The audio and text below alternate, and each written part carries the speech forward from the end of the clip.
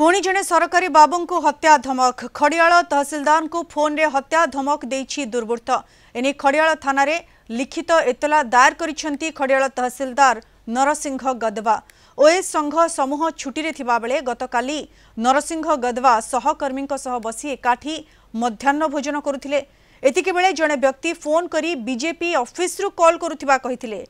तुकुला school निर्माण होइतिबा अतिरिक्त श्रेणी गृहर बिल पास काहींकी करुन बोली प्रश्न करथिले अश्लील भाषा रे गालीगुलज करबा सह जीवन रे मारी देबाकू धमक दैछंती एने खड़ियाल तहसिलदार थाना रे लिखित अभियोग करिसेंती फोन करिथिबा व्यक्तिक विरोध रे दृढ़ कार्यानुष्ठान ग्रहण करबाकू दाबी करिसेंती एने से नुआपड़ा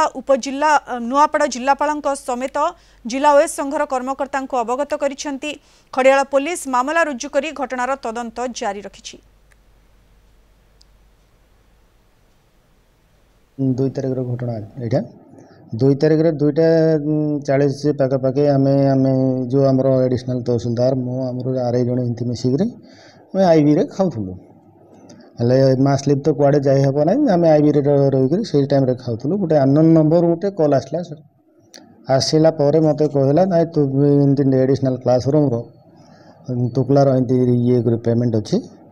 आ तार येटा करने मो कहले आम मास लिव रे अच्छे सेटा तो कहले गोटे बीजेपी कार्यालय खोरिया फोन कर जिला परिषद बोली फोन माध्यम कही से अनुसार मुझे कहली ठीक अच्छे देखिए आम मास लिव सरी जाऊ सरला आम पेमेंट करदेबू इन मेन टाइम आ गोटे जड़े ये कर फोन माध्यम ही थ्रेटनिंग देला मत जो जीवन प्रति टी विपद रहा मु इमिडिएट सीधा थाना को जाकर एफआईआर देती